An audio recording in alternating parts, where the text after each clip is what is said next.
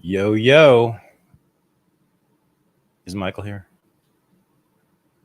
It's a shtick he's got going. It's from old Jewish vaudeville stuff. They used to be mute for the first 20 seconds on stage. Yeah, they would mime stuff. And that's how they invented burlesque and introduced pornography into Western civilization. Just so Well, it's a Jewish thing. But do you remember the burlesque craze of the early 2000s?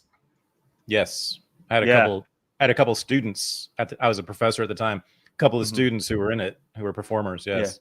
Yeah. And the first thing they would tell you is, "It's not stripping. It's not stripping. This is art. This is totally different." Yeah. It's not sexual. It's art. Yeah. Yeah. We're not strippers. We don't take all of our clothes off immediately. We just draw it out for 25 minutes and play old-timey music. Exactly. My tits are a message. They're a statement. There's a semiotics to them. It's a text to be read. Yeah. Which they are. I mean, I read them all the time. But anyway, go. So what are we doing now?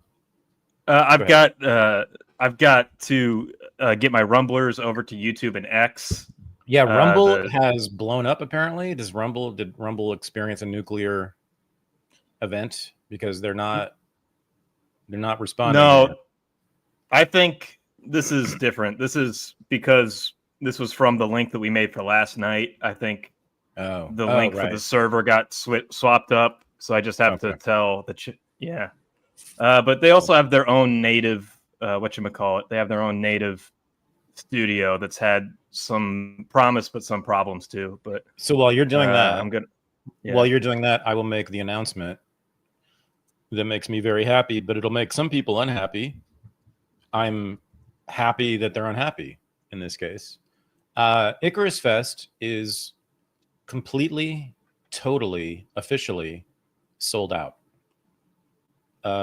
We've been doing this our third Icarus Fest, 3 years now. This is the best turnout we've had. It's a big deal. So I'm sorry if you didn't get your ticket, but I'm also happy you didn't get your ticket. I mean, that you're not able to get your ticket, sort of. I mean, I wish you were there, but I'm also really happy that you can't get the ticket. So anyway, Icarus Fest is sold out, but here's the thing, everybody. Jimmy Dore. Yeah. Jimmy Dore's not sold out. That's true. The comedy show is not sold out. We have, because it's a giant auditorium or theater there. Yeah, you can go see the Jimmy Dore show. The other thing is, and here's the beautiful thing. Sabby Sabs, who will be there as a speaker, moderator, etc. Her producer will be doing a live stream of the entire day. So you can actually watch it, I believe, in its entirety on Saturday, beginning at 10 a.m. Eastern, going all the way to 4 p.m. Eastern for the panels. Is that through the Gray Zone? No, it's going to be through Sabby. Well, yes, it'll be Sabby Sabs' channel and the Gray Zone channel on YouTube. Yes, we'll both have the live stream. Great. Yeah, I mean, we might do it on our channel too, but it's not necessary since they'll be doing it. So you can watch all of Icarus Fest for free from your living room. So watch for that on Saturday, beginning at 10 a.m. Eastern. But yeah, I'm really excited. I mean, it's amazing. We sold out this sucker, and we sold it out like with days to go too. So this is a big deal. The Gray Zone has been doing just such great work, I think, and they've built their audience tremendously. Their audience is now pretty huge. I mean, it's about 500,000 followers, subscribers, except, combined. And I just think they're doing the best work in anti-imperialism, anti-war, security state, critiques, reporting. I mean, there's just no one doing what they're doing. They do reporting from the ground in places that no other American reporters go to, places like Israel, Gaza, Iran, Syria, Lebanon, Venezuela, Nicaragua. I'm just off the top of my head. I mean, they've sent reporters to the hot zones themselves, which is what I always thought journalism was. And when I was growing up, which was the end of the Vietnam War era, that was some of the most heroic people in the sort of modern culture in the 1970s were journalists who were covering combat in Vietnam. They were heroic. I mean, they were actually on the front lines, actually taking pictures and film and writing stories describing those battles. And of course, most people I'm sure know that the Pentagon changed its policy on that. I think it was with Iraq, the embed policy, where you have to go with the Marines, or you have to go with a military escort. That has changed everything. So we don't really see American wars anymore. We haven't seen them since Vietnam. We saw Vietnam pretty well, but imagine if we had the technology in Vietnam. Imagine if everybody there had a smartphone with a camera on it.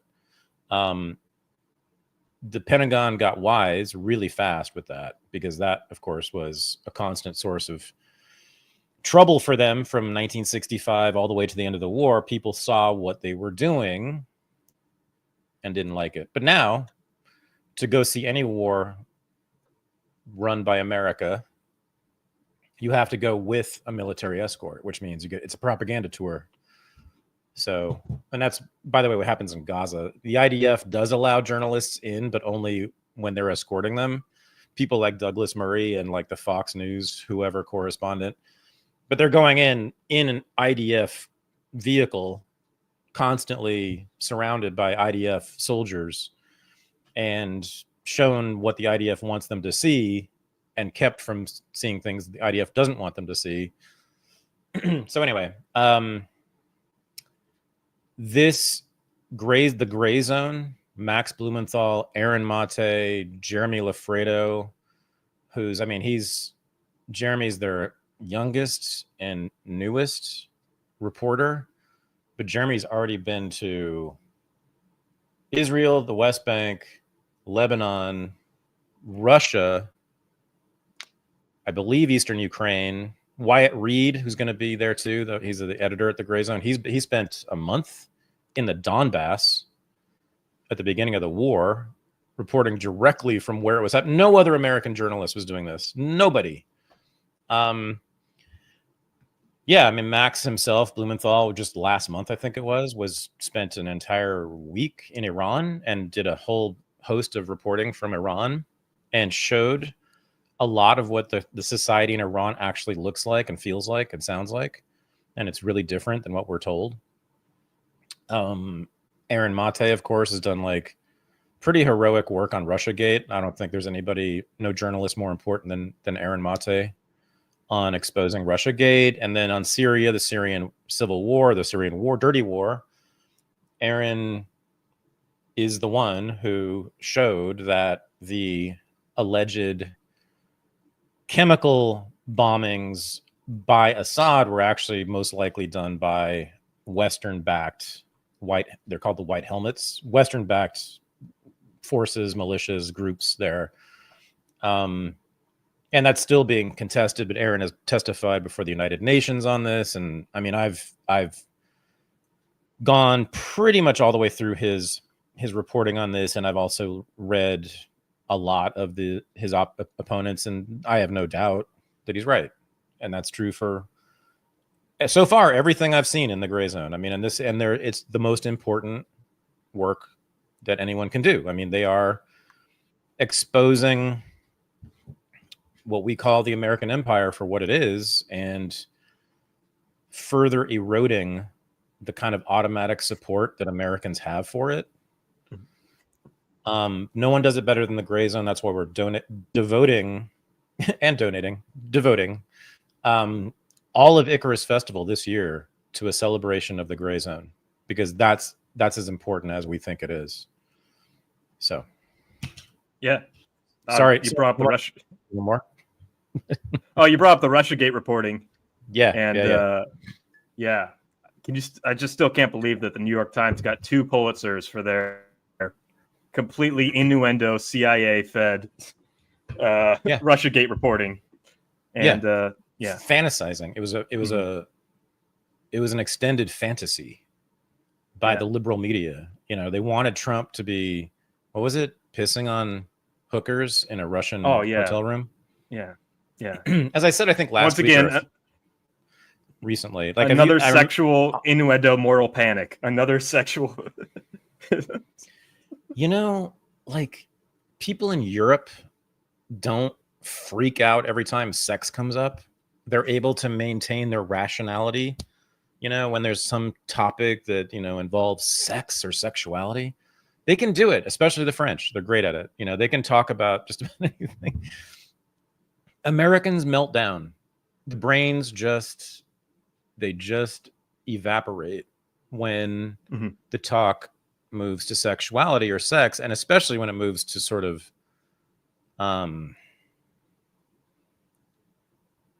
well, really anything, but I was going to say illicit, you know, forms of sex, and especially, you know, those involving young people. And I mean, it's just amazing. And the Epstein case, and we do need to talk about this, is the latest example. I think we've devoted enough time in the last couple of weeks on the Epstein. Oh, you're not letting me segue into, okay. Yeah. Everybody needs to go watch. Sorry. Go just really quick. I mean, because it's getting worse, because now I'm seeing. Yeah. Today I saw on like every major YouTube channel, like the reiteration of Epstein's victims testifying about what had been done to them, and these women were in their 20s, at the time, and have testified in court that they had consensual sex with Epstein and even reached orgasm. Sarah Ransom, look at Michael Tracy's work. I mean, it's incredible. Today on Breaking Points, and I generally really like Breaking Points. I think it's in general a very, very, probably the best news show, daily news show out there right now. And they've been generally fantastic on Israel and Palestine, like among the best. And I think they're very smart, all of them. And I know Ryan Grimm and have a lot of respect for what he's done. But today, I think it was today or yesterday, they had on Sarah Ransom, this woman who, like, by her own testimony, earlier testimony in court, deposition, said to the court, oh no, she was 22 when she met him. She was working as an escort at the time for wealthy men, meaning these are sex workers who have sex with wealthy men, right? And she actually says it's in, you can look it up, go to Michael Tracy's Substack. I mean, he's got it all there. In her court deposition, she says Jeffrey Epstein gave her an orgasm with a vibrator. Don't get too excited about his studliness. But still, like, I mean, it's obviously made. And then today on Breaking Points, she's up there.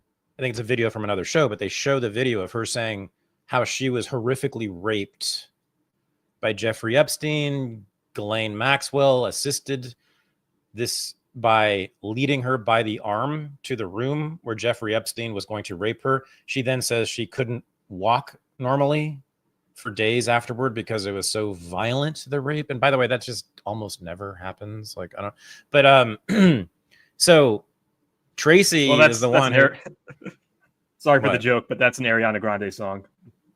What?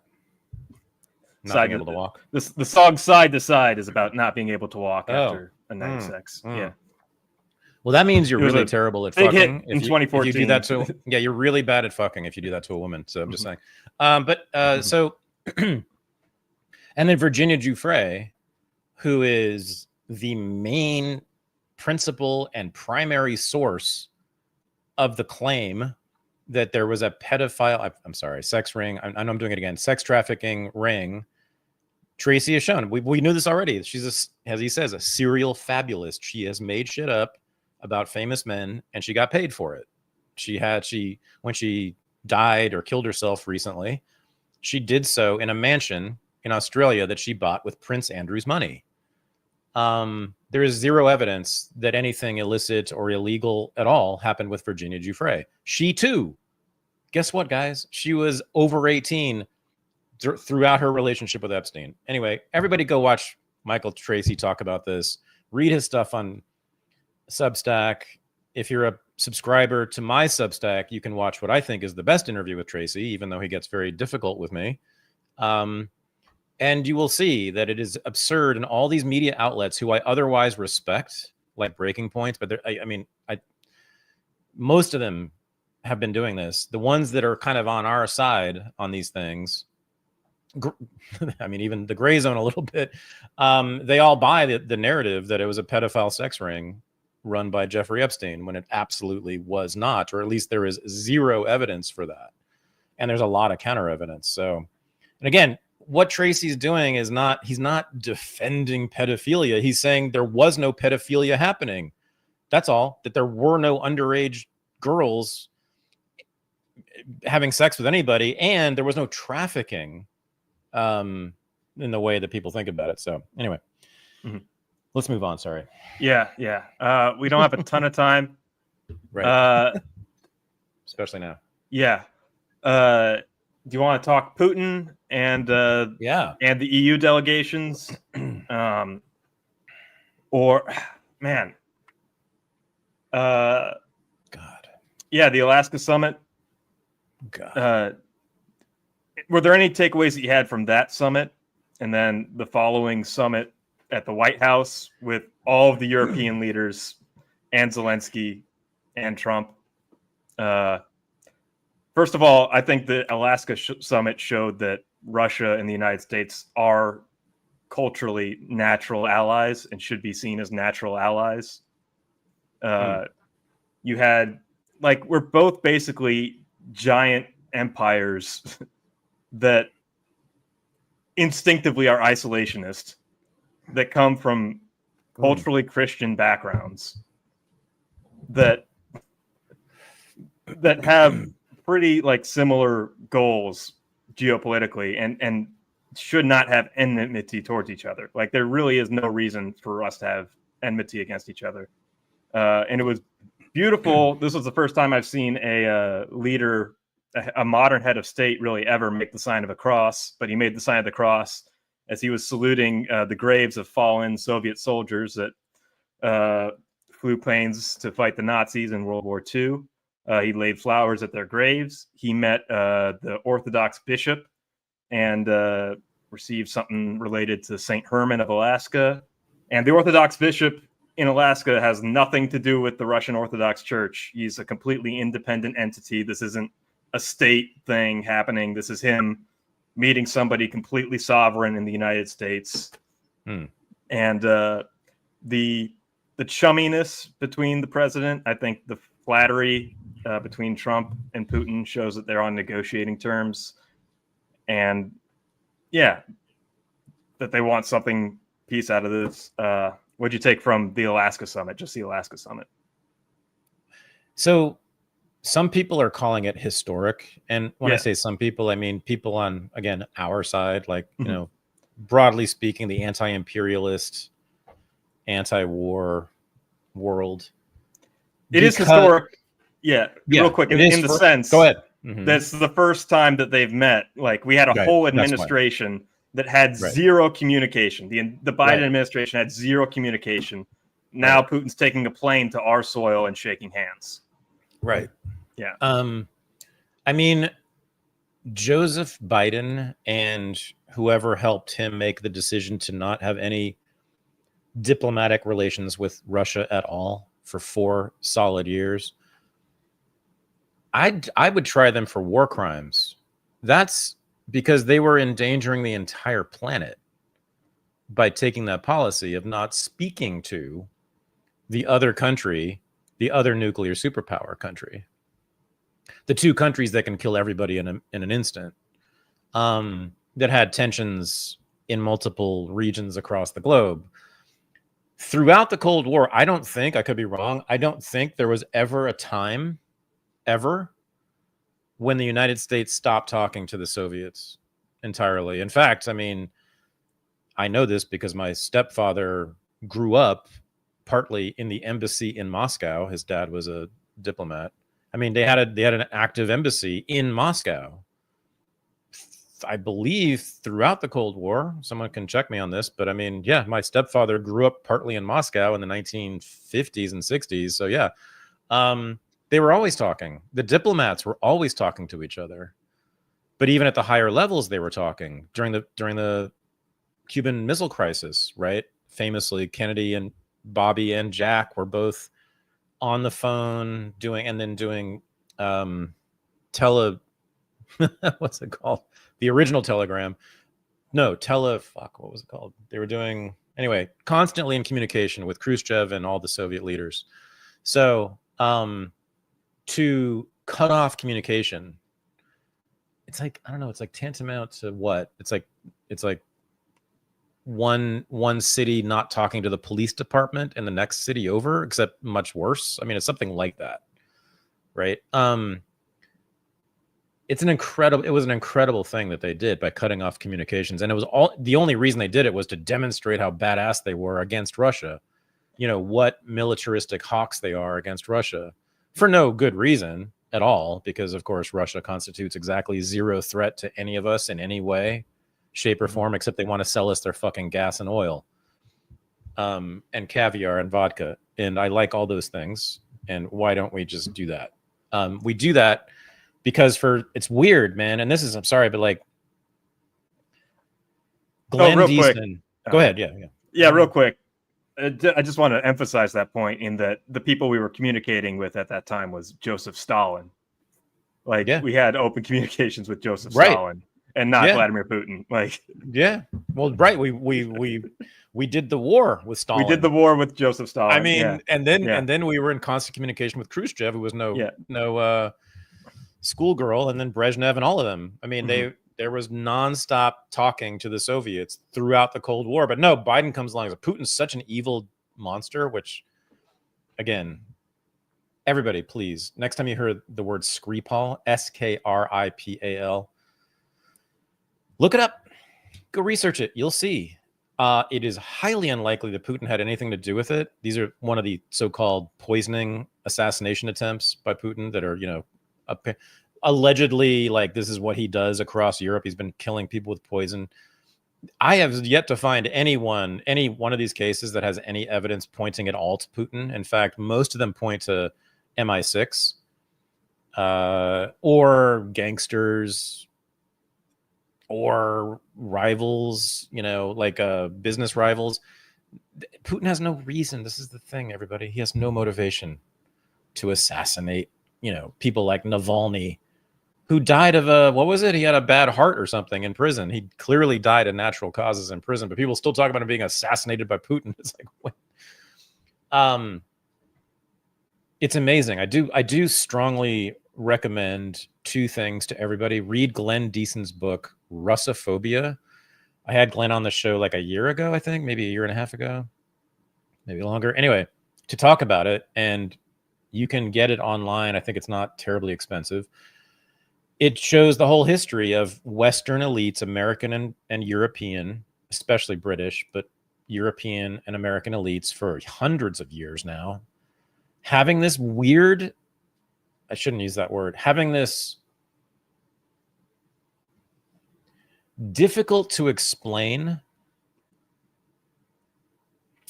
fascination, obsession, preoccupation with Russia as a threat somehow.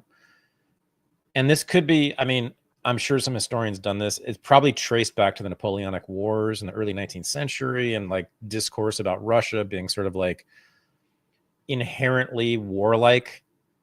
They were raped by the Mongols and they have Mongol blood in them.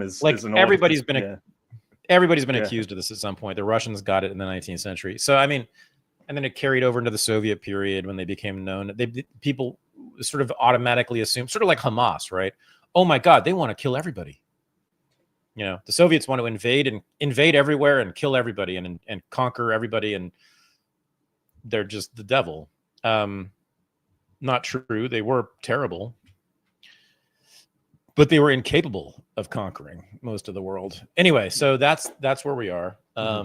It's continued Russia hysteria, anti-Russia hysteria. And it's an amazing tradition. Oh, I was going to say, so read Glenn Deason's book on Russophobia. And then, as I said, there's about 10 or 12 well-known assassination cases. What's funny is that like almost most of them, the person didn't die. In almost all of them, in fact. I think only one or two, the guy actually died. Most of them, they didn't die, but they were poisoned by Putin's agents across Europe. Some in Ukraine, some in Britain, some in wherever, some in Russia. I recommend, I strongly urge everyone, go. The Skripals are the most famous. That was in Britain. Go just Google it and just dig into it. Just spend like 20 minutes researching the Skripals. Not on Wikipedia, right? Because Wikipedia is run by the Ukrainians. I mean, they're pro-Ukraine. No, I mean, just do what you can do. And there's plenty on the internet right now, if you just Google it, to show. I guess you start with the Gray Zone. I think the Gray Zone's done this. They've exposed this.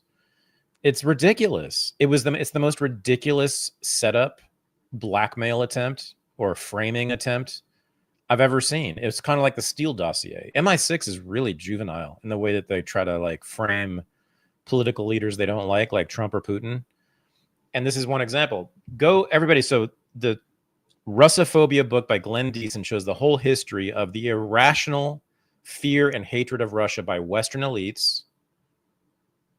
And then go just Google and research all the alleged assassination attempts, especially the poisonings by Putin. And you'll see immediately, pretty much immediately, I promise you, that there's nothing there. There's nothing there. Also, there's just no reason. There's no motivation. Why would Putin want to assassinate with poison people who are criticizing him? Everybody criticizes Putin. The entire Western world criticizes Putin all day, every day, and has for 20 years. I mean, they've demonized the dude nonstop for 20 years. Well, why would he need to kill somebody who's like some Russian person who's like criticizing him who lives in London? I mean, it's so absurd. Speaking of assassinations, it's projection coming from the Ukrainians. No kidding. Who had an actual assassination list. And actually assassinated people. And actually assassinated people on that list, yeah. Many people. Many. That's in my Substack piece from 2 weeks ago or 3 weeks ago about the actual Ukrainian Nazis who are basically dictating the shape of the war, the tactics in the war in the last year, since they realized they were not going to win, when they shifted to what they call irregular war or asymmetric war, which is really just guerrilla terrorist war. I mean, it's Hamas tactics. I mean, they, killing civilians, bombing civilian areas, doing sabotage in civilian areas, all that stuff. And that's the Nazi factions within the Ukraine military have been linked to all those things. So they're kind of the winners of this fucking war in general, and in that they are determining the character of it and how vicious and murderous it is. So anyway, here's what Alaska's about. As I said last week, as I've said for 2 years now, Russia has won the war. They won the war about 2 years ago because the front line hasn't changed in at least that long. They conquered 20%. They conquered the parts of Ukraine that were important to them, meaning the parts where the vast majority of people are Russian speaking, Russian identified, and were being oppressed horribly and murdered in the thousands by Ukrainian Nazis in the Ukrainian military, who were the ones who sent out the artillery brigades to surround Donetsk and Lugansk and shell them, the cities. These are civilian cities with Russian-speaking people who were separating from Ukraine and wanted to join with Russia. They shelled them with artillery and killed thousands of civilians after 2014. They conquered that in 2022. The Russian military, after being requested repeatedly by the people living in Donetsk and Lugansk and Donbass in general, they were begged to come in and save them from these Nazis in the Ukrainian military who were sending mortar shells into their downtown supermarkets on a daily basis. And they did. And they used these mercenaries for the most part, the Wagner Brigade, and they used Chechnyan fighters also in large part. They did not use conscripts to do the main fighting. And it was nasty. It was super nasty. but they had no choice. But that's another story for another time. The point here is that they won, they conquered it, and unless the United States wants to go to full war, direct war with Russia, boots on the ground, air forces, dogfights, bombers, the whole 9 yards, Russia's going to keep that territory in perpetuity. Like, there can't be dislodged again, unless, and the United States is the only force on earth, even China couldn't do it, is the only military force on earth that could dislodge Russia from eastern Ukraine and Crimea. And so Putin has simply been, with his little smile, been looking at the West for about 6 months to a year now, just saying, yo, when are y'all gonna accept this? And he's just been waiting. And I mean that's really all that's happened. Putin is still waiting. He's like, so in Alaska, he and Lavrov get there and they're like, yeah, sure, we're ready to do a deal, but you need to get Zelenskyy and the West and Europe and the EU to accept that we've won, like the objective facts on the ground. I mean, you haven't budged us for more than 2 years now. We took all this territory and we haven't retreated one bit really in 2 years, and we're not going anywhere. We have Crimea and we have the Donbass, and we should, because those are Russian people. So I just see this as kicking the can further down the road. Western Europe, they're lunatics. The EU, they're fanatics, I should say. And someone needs to do like a psychoanalytical study of the leaders of the European Union, in particular, people like Kaja Kallas, Ursula von der Leyen, the people who have really run policy. And it's interesting, it's a lot of women too. I don't know if that's what that means, but it has been oddly. The German Greens, I forget her name. The German foreign minister is, I think, a member of I forget her name, but she's the foreign minister, I think, in Germany now.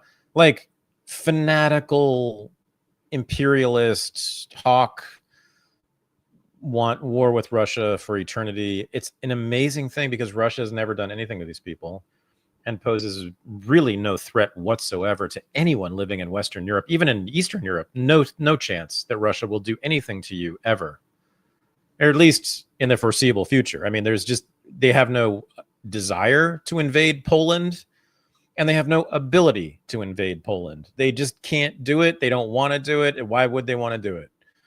So we need to understand this, and I don't get it. I don't get it. I'm so not afraid of Putin in any way, shape, or form, even if I lived in Finland, which has an 800-mile border. I've been there. Yeah. You see what the Finnish president said at the meeting at the White House? Completely unprompted, he brought up, hey, this is a very serious conflict for us. It means a lot to us. We share a border with Russia. Right. We've had a conflict with them before. We fought them before in World War II. And he basically unprompted said, hey, we fought against the United States and Russia alongside the Nazis. Right. Right. Yeah. Because they know, the Finns ain't stupid. Yeah. I mean, they played World War II pretty well. They played those two sides against each other pretty well, and they came out all right. They came out with a giant border with Russia, and they've not been attacked, amazingly, by the Soviets or by Russia. Yeah. On the assassination, there's a couple things. The way that Trump has positioned this, where again, we talked about this with the WWE thing. He's reframed this as he's a neutral, peacemaking third party between the war of Europe and Russia, even though it's a proxy war between the United States and Russia. But in the framing of this, he said, this is Biden's war and this is Europe's war. I'm separate from it. And the slow drip release of the Russiagate files is reframing things, and getting rid of USAID 6 months ago is reframing things in a way to where the U.S. is a neutral party. There were mistakes of the past, of the previous administration that instigated this war. We have a new administration going forward. He's positioned it like that. That's a big thing. Did you see he lined up all the European leaders and showed them a painted portrait of the Butler PA incident with his fist in the air and the bullet going off, and they were all like, so classic Trump. Wow. I think, hey, the Ryan Routh guy, it's very interesting that very little has been made public about the assassinations, but we do know that Ryan Routh was a total Ukrainian recruiter, right, and probably had ties to Azov. The Florida shooter. The Florida shooter, yeah. The golf course shooter. Yeah, the golf course shooter. Right. So I think he has to be signaling to Europe that, hey, I knew that some of you wanted me dead, and here I am with all the leverage in this negotiation system. So yeah. I can just promise you Israel didn't do it. Mm-hmm. Yeah. Israel was not behind it. I promise you. Yeah. Nor were they behind the JFK assassination. And next week's Substack, I'm pretty sure I'm going to do this for next week on Substack. It's going to be a complete demolition of the JFK myth that he was anti-Israel and that's why he was offed. It's crazy that came out in the last year or two, that's like now the dominant narrative is that everybody thinks it was Israel. The Kennedys, like they adored Israel. Like Bobby and Jack and Joe and their dad, Joe Kennedy, he was an anti-Semite and a Zionist. Interesting. But he loved the idea of a Jewish state in Israel to get the fucking rid of the Jews. Like a lot of anti-Semites in the West were very pro-Israel for that, as Adolf Hitler. He was one of them, right? Some leaders of Hezbollah have said the same thing. We're glad they're all in one place, so we can. Yeah. I mean, just to get them out of Europe and America, right? That was why Hitler and others wanted to do that. Anyway, yeah. So, we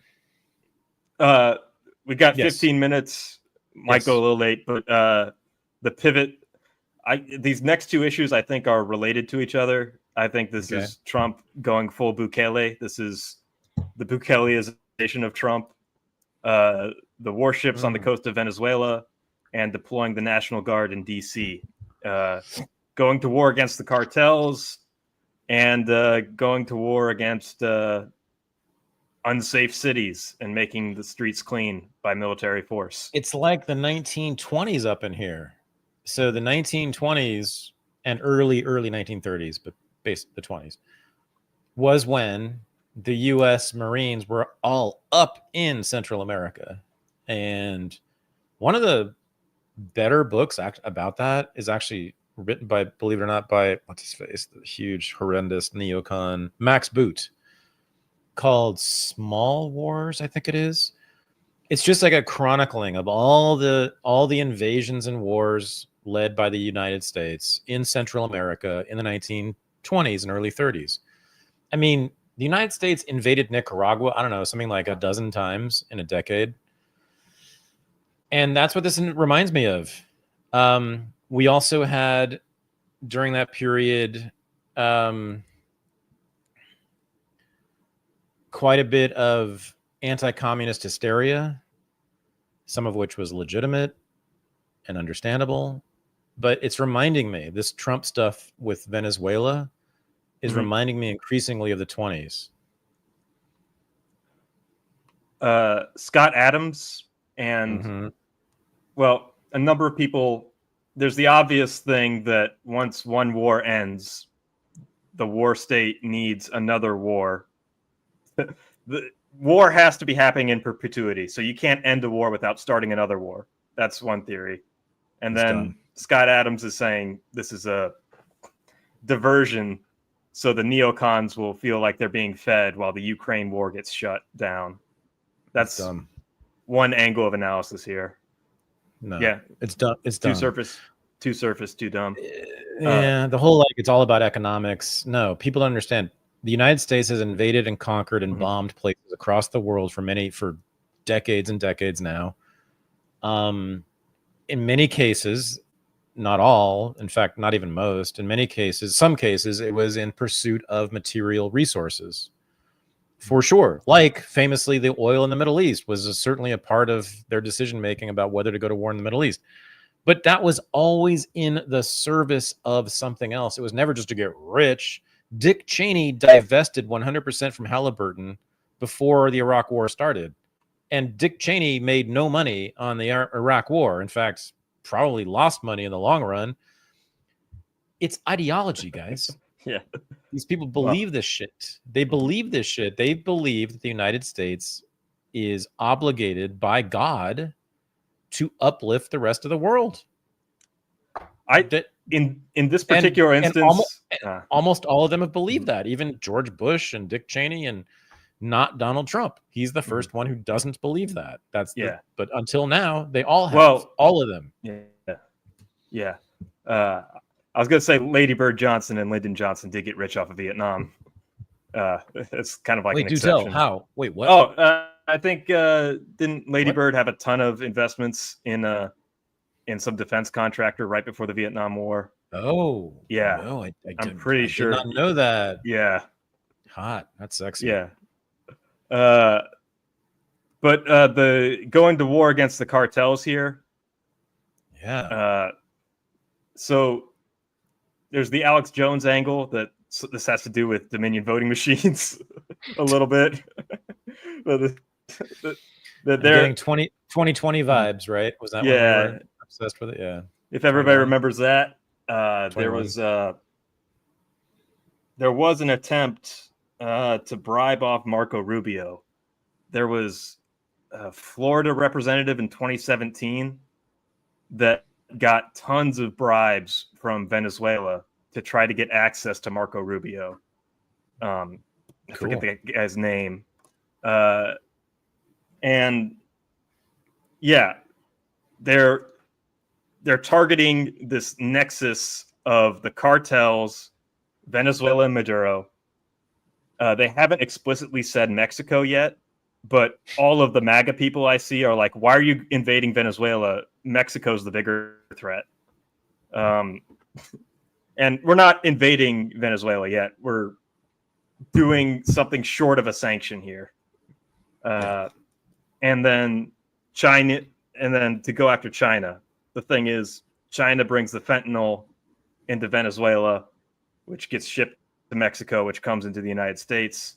There are shell companies, Chinese companies that get rich off of this, and the cartels get rich off of this, and Maduro gets rich off of this. And that's the network that Trump is targeting here.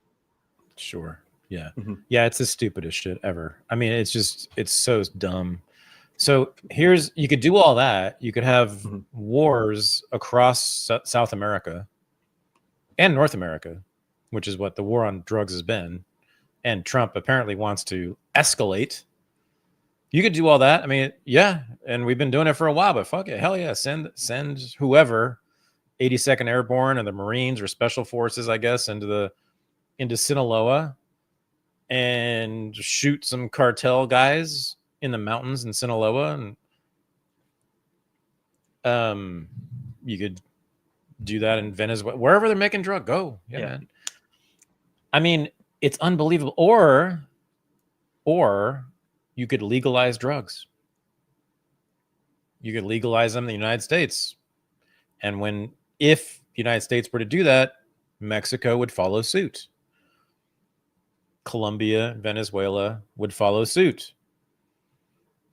If not, you could put pressure on them to do the same. And when we legalize drugs, and we have to say this over and over and over again, there is no longer any incentive for bad people like cartel members, gangsters, murderers to be a part of that trade, because there is now no longer an inflated profit margin based on it being illicit. I mean, the worst thing you can do to the cartels is not shoot them. The worst thing you can do to the cartels is legalize the things they're selling, you idiots. But Trump's never thought about this. Steve Bannon's never thought about this. MAGA's never thought about this. I've never heard anybody in MAGA ever except for Matt Gaetz. Matt Gaetz is amazing. Yeah, he's awesome. But no one else. All the rest of them are just like, oh no, we got to kill the cartels. That's the way to fix this problem. The fentanyl problem. Oh, you just go and shoot them, and the fentanyl will no longer be coming. I mean, they're juvenile. This is why they're obsessed with groomers and drag queens and shit. I mean, they're just stupid juvenile people who largely are new to politics too. Like, they just haven't done politics. Like Trump himself. Trump didn't do politics in any serious way until he started running for president. So he doesn't know shit. They don't know anything. They're dumb. They're ignorant. They're unsophisticated and quite juvenile in their obsessions. Let's be fair, though. Legalizing drugs has been an outsider position for 100 years. But MAGA is the outsider political party. Like, that's them. Yeah. Right, I don't expect the Democrats or Republicans to ever legalize drugs. But if anybody's going to say something, unusual and radical, it's MAGA. And this is obvious to them because they all use meth. I mean, they all. How many MAGA people use drugs? My gosh, I bet it's a hefty percentage. Yeah, illegal drugs. I bet it's a hefty percentage. So, guys, don't you understand this? You want the cartels to go away? You make what they're selling way less profitable immediately, and they're done. And they'll just be murderers. They won't be murderers with a lot of money and guns and armies with them. They'll just be bad people with no more power. That's what happens when you legalize drugs. The evil people who enter the drug trade do so because it is profitable for evil people to enter the drug trade, because normal people won't do it because they'll get arrested and go to prison. It's a pretty simple logic, guys. I mean, it's just, can we get to that? 5 to 10 years ago, there was a lot of talk about this because marijuana was legalized. And right then, so like 5 to 10 years ago, like after marijuana was legalized, we started talking about the powder, the other drugs, and it was getting serious, like with sex work too. Sex work and drug legalization was getting a lot of traction until MAGA came along and fucked it all up by being these idiot neo-Puritans and obsessed with grooming and cartels. And of course, illicit sex is attached to sex work, and the drug fentanyl is attached to the cartels. And so MAGA doesn't even think about legalizing these industries because they just associate them with the root of evil, because they are children, because they're children politically, and they've never been outside, and they've never lived in big cities. I mean that. How many MAGA people have lived in a big city? I bet none. Well, DC doesn't count. I think children. I think some of the backlash came actually with COVID and homelessness and COVID, homelessness, overdoses, and no positive use cases in the United States of drug legalization. I think Portugal, you can look at the harm reduction in Portugal and make good statistical arguments for it. But if people look at Portland and San Francisco and places that have decriminalization or in the United States, what people see is homelessness. People see homelessness, open air drug markets. It's nothing to do with legalizing weed. Like, we had homeless before we legalized weed. I mean, what does it do with legalizing weed? Those are schizophrenic people. That's who the homeless are. And they're not stoners. The homeless people in San Francisco are not stoners. I'm talking about I'm talking about Portland and San Francisco, where they have laxed their enforcement of they don't smoke weed drugs in the tents. I'm not talking about weed. Street. Okay. I'm not talking about weed legalization. I'm talking about lax enforcement of harder drugs. Okay, but again, those people, the homeless people in my fair city and my former fair city, Portland, they're not drug addicts. They're mostly schizophrenic. They're mostly mentally ill. And that's why they are where they are. Like, drugs is actually not, I mean, they do, many of them do drugs for sure, but that's not the original problem. The original problem is that they are truly living in a different reality than the rest of us. Mm-hmm. Because we shut down the mental institutions, which was a good thing. This is just the hardest public policy question.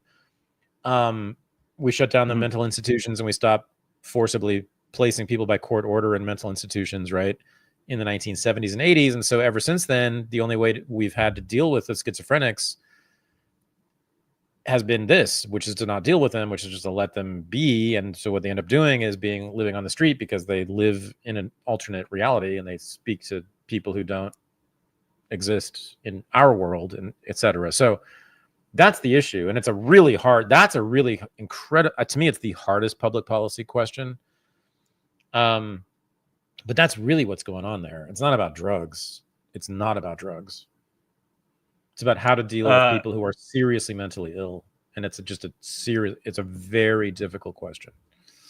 But I was also going to say weed culture has lost quite a bit of its charm since it's become legalized.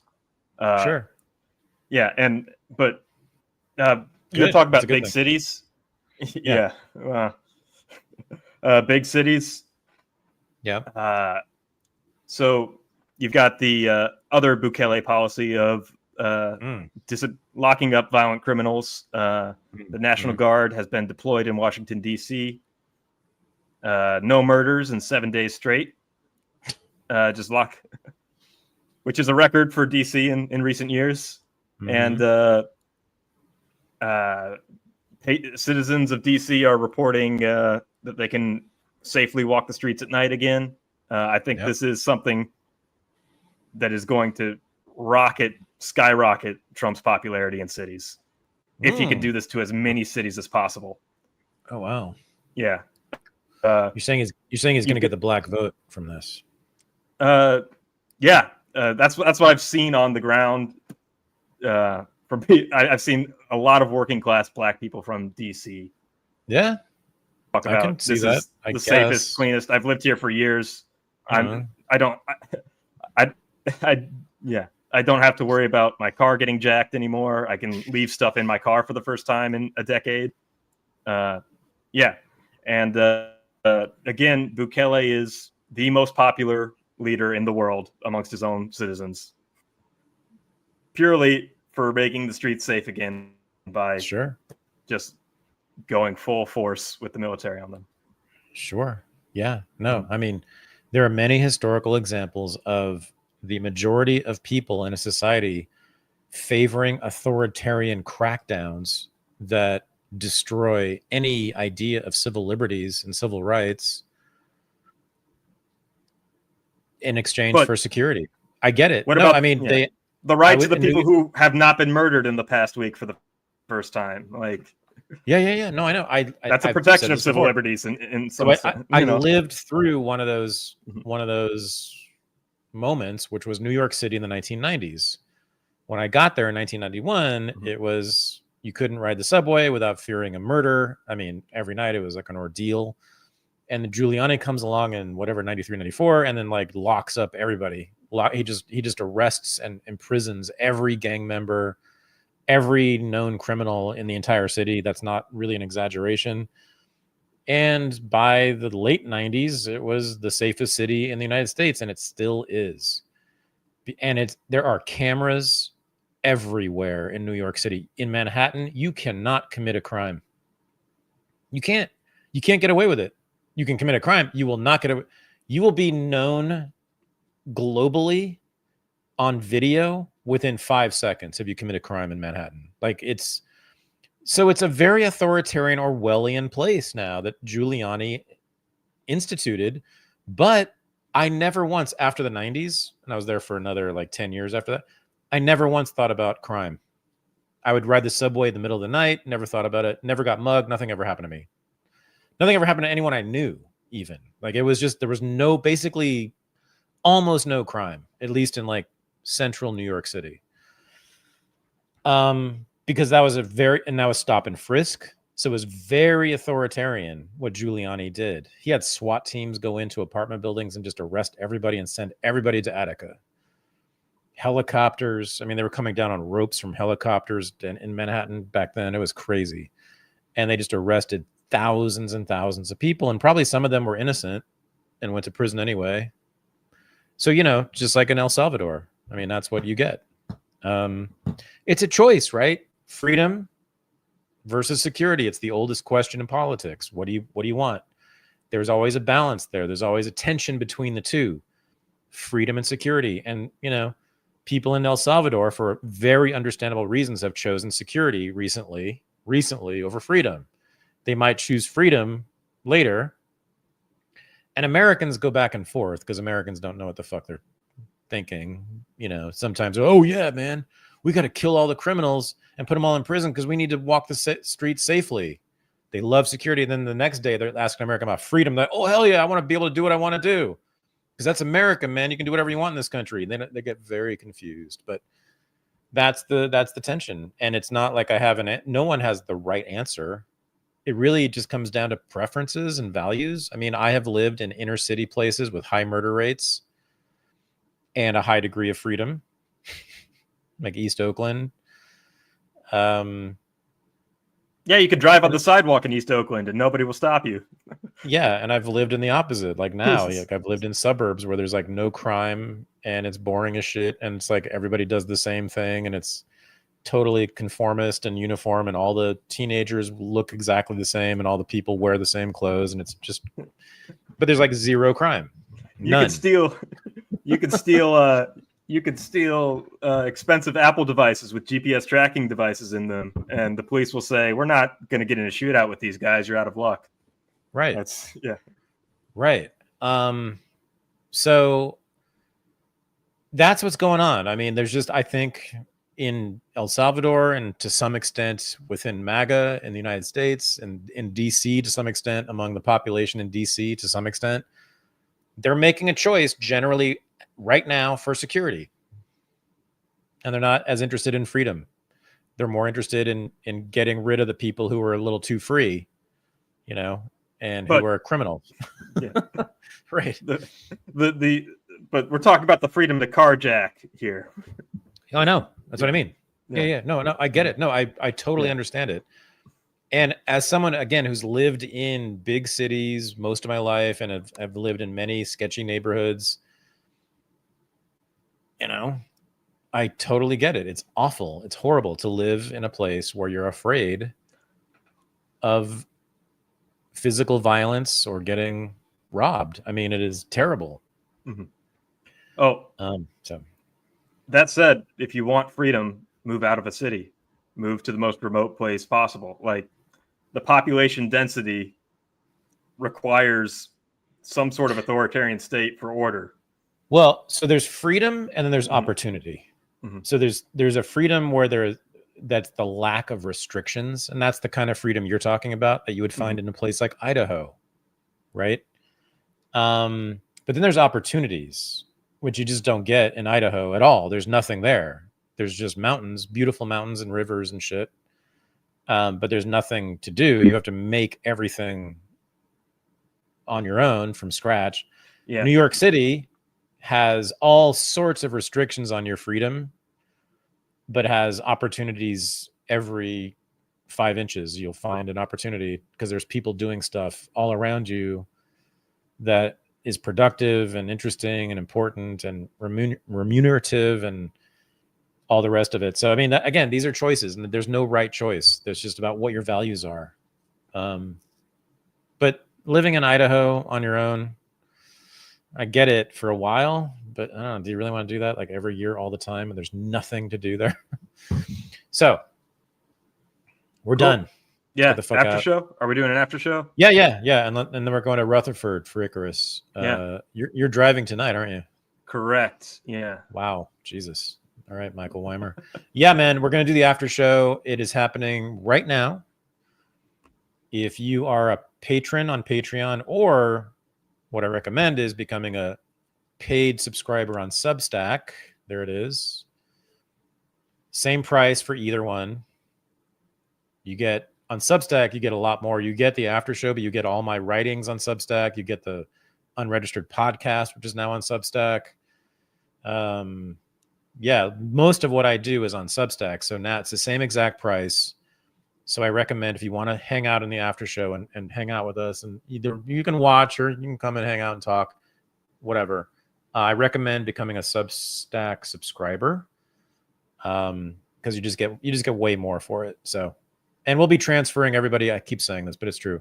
We'll be transferring everybody from Patreon to Substack soon. I hope this month, but soon for sure. So yeah, man, let's do it. Substack, and then Icarus Fest. I'm sorry if you didn't get a ticket, you suckers. But Jimmy Dore though, come see Jimmy Dore and hang out in Rutherford with us. Killer. Last year's set was dope. Jimmy and Max were amazing, honestly, and had a great, huge crowd last year for that. It was awesome. So going to be even better this year. And I'll see you, Mr. Weimer, tomorrow. Yeah. I might Bluetooth headset and get on the after show while I'm driving. So, okay. But yeah, I'll see you in person for real. Sweet. Perfect. Yeah, man. Yeah. Awesome. Sweet. We out.